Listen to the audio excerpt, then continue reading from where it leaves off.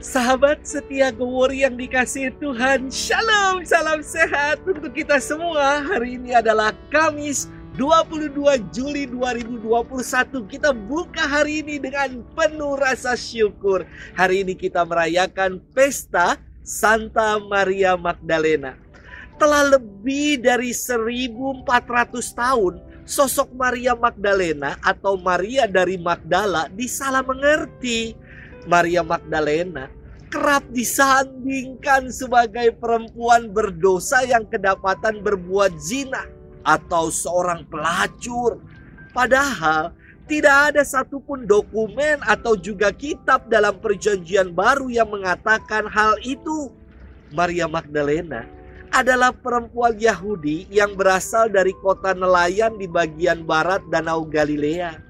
Dalam Injil Lukas dikisahkan bahwa dirinya disembuhkan oleh Yesus dari 7 roh jahat yang merasukinya. Dan setelah peristiwa pembebasan atas roh jahat itu, Maria Magdalena mengikuti Yesus dengan setia dan menjadi saksi peristiwa sengsara, wafat, dan kebangkitan Tuhan.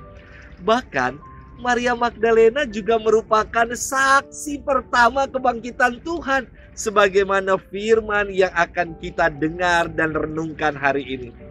Bapak Suci Paus Fransiskus menobatkan Maria Magdalena sebagai rasul dari segala rasul karena ketulusan hatinya serta keberaniannya dalam melawan kungkungan stigma perempuan pada masanya.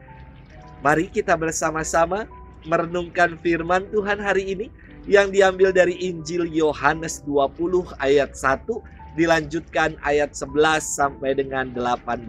Mari kita siapkan hati kita.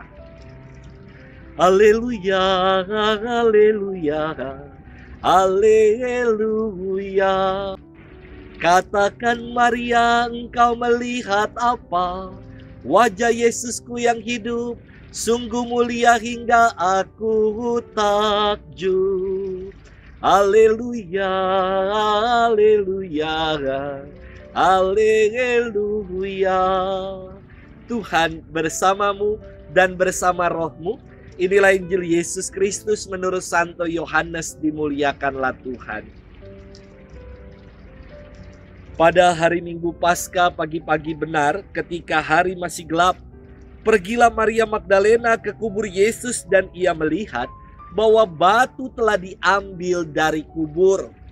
Maria berdiri dekat kubur itu dan menangis. Sambil menangis, ia menjenguk ke dalam kubur itu dan tampaklah olehnya 2 orang malaikat berpakaian putih. Yang seorang duduk di sebelah kepala dan yang lain di sebelah kaki di tempat mayat Yesus terbaring. Kata malaikat-malaikat itu kepadanya, "Ibu, mengapa engkau menangis?" Jawab Maria kepada mereka, "Tuhanku telah diambil orang dan aku tidak tahu di mana ia diletakkan." Sesudah berkata demikian, Maria menoleh ke belakang dan melihat Yesus berdiri di situ. Tetapi ia tidak tahu bahwa itu adalah Yesus. Kata Yesus kepadanya, "Ibu, mengapa engkau menangis? Siapakah yang engkau cari?" Maria menyangka orang itu adalah penunggu taman, maka ia berkata kepadanya, "Tuan, jikalau Tuan yang mengambil dia, katakanlah kepadaku di mana Tuan meletakkan dia, supaya aku dapat mengambilnya." Kata Yesus kepadanya, "Maria." Maria berpaling dan berkata kepadanya dalam bahasa Ibrani, "Rabuni," artinya guru.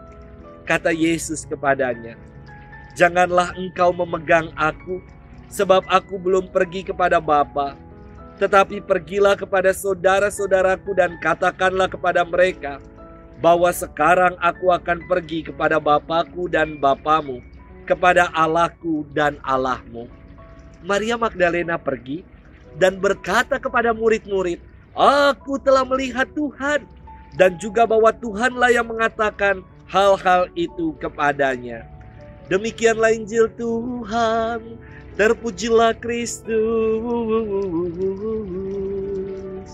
Sahabat setia Gowori yang dikasihi Tuhan, Shalom. Wah, sejak dari SMP saya tuh sudah memakai kacamata.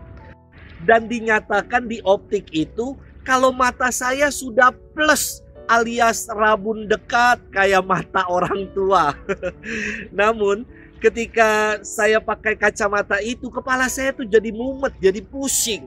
Memang tulisannya jadi lebih sharp, lebih jelas, namun efeknya kepala pusing ketika baru saja membaca. Akhirnya saya dibawa ke dokter mata. Dan ternyata saya salah pakai ukuran kacamata. Mata saya bukannya plus melainkan minus atau rabun jauh, yakni miopia ya.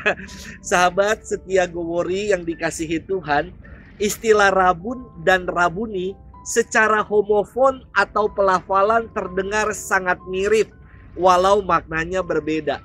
Dalam firman hari ini dikisahkan Maria Magdalena yang mengira bahwa jenazah Yesus dicuri sehingga ia sangat sedih.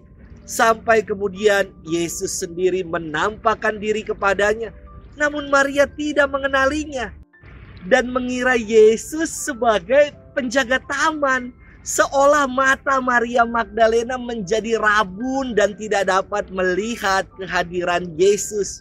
Kemudian ketika Yesus menyapanya secara personal dengan menyebut namanya Maria, barulah Maria berpaling dan berkata Rabuni, yang artinya guru. Saya kira ada proses yang menarik dari istilah rabun ke rabuni. Dari yang tidak dapat melihat dan tidak mengenali Tuhan menjadi rabuni, mengenali Yesus sebagai guru. Proses itu dalam firman dikatakan Maria berpaling dan berkata kepadanya dalam bahasa Ibrani rabuni yang artinya guru. Kata berpaling berarti beralih atau mengubah haluan. Kata ini menjadi istimewa terkait dengan kebaharuan atau transformasi hidup. Berubah dari yang rabun menjadi rabuni, mengalami Tuhan sendiri dalam hidup. Sahabat setia Gowori yang dikasihi Tuhan, di tengah pandemi ini terkadang kita menjadi rabun atas penyertaan Tuhan dalam hidup. Mari kita berpaling kepada Tuhan.